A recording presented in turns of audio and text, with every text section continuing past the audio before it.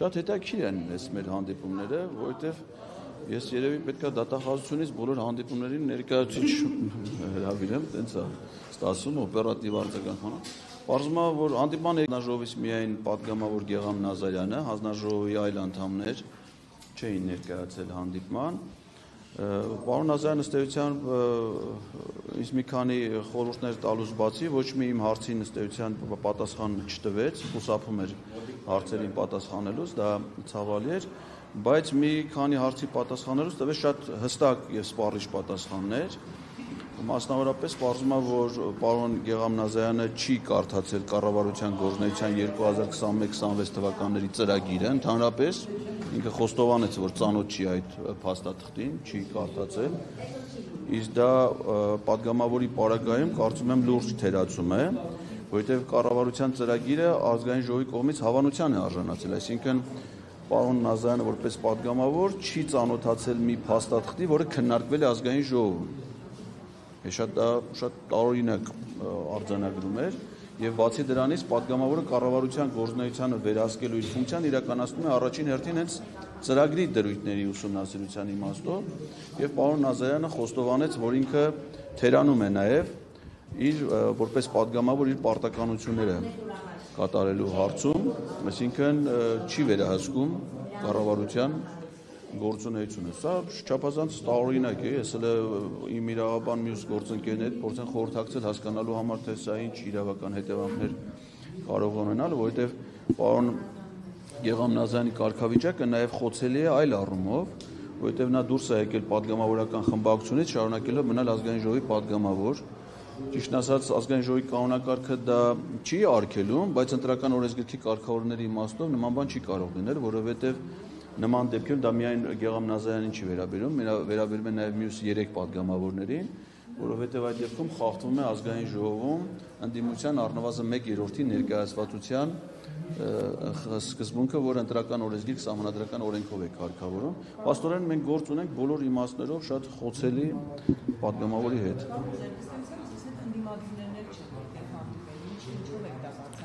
Գիտեք, ինձ բացատրել այստեղ ազգային ժողովի աշխատակիցները տեղեկացրեցին, որ ընդհանրապես քաղաքացիների ընդունելությանը հանձնաժողովի ոչ բոլոր անդամներն են գալի։ Հանձնաժողովներում կա ներքին պայմանավորվածություն հերթապահության ձևով, քանի որ ընդունելությունները ամեն ամիս է, ամեն ընդունելությանը մի պատգամավոր է գալի, այսինքն ոչ թե այսօր հատուկ էր եկել Գեգամ Նազարյանը կամ ԿՊԱ կամ մյուս պատգամավորները հատուկ, այսինքն իրանց հերթնայեղը չեն եկել, այտենց հասկացա, այլ ուղղակի իրենց հերթապահության սկզբունքով, բայց դա չի սահմանափակում մյուս պատգամավորների իրավունքը, որպեսզի իրենք նույնպես ընդունելությանը մասնակցեն, որովհետև խոսքը առանձին պատգամավորների ու քաղաքացի ընդունելություն չի, հանձնաժողովի ընդունել։ Նույնիսկ տրամաբանությունը նշում է, որտեղ նման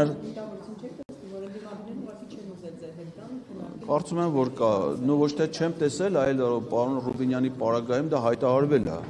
Պարոն Ռուբինյանը ուղղակի աշխատակիցների միջոցով տեղեկացրել է, որ միայն ինձ հետ չի ուզում հանդիպել, այսինքն եղել են այդ օրը քաղաքացի, որին ինքը ընդունելության արժանացրել է,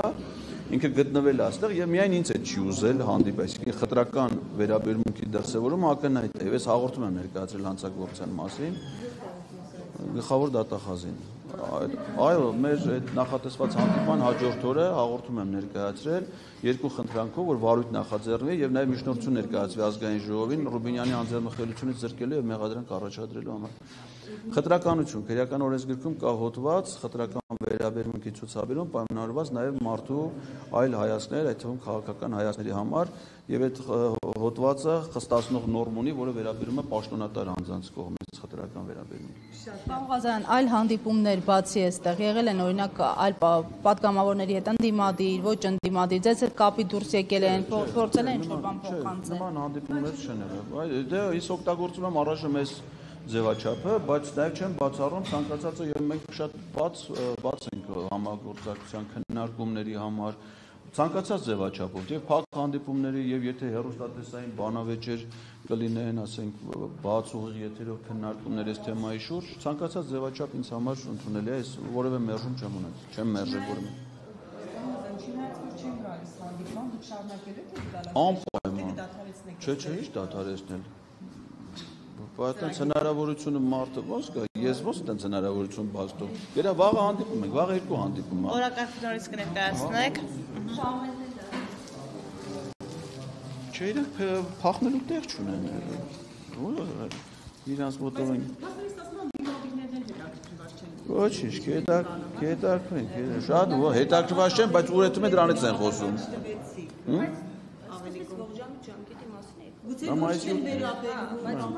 Բայց այդ ասած ողջամի ջամկետում մենք ունեցել ենք 3 խմբակցություններից 2-ի անունից հայտարարություն, այդ ջամկետում ունեցել ենք անհաշվելի քանակությամբ պատգամավորների հարցազրույցներ, դրսևորած վարքագծից, այսինքն նույնիսկ չի, որ իրանք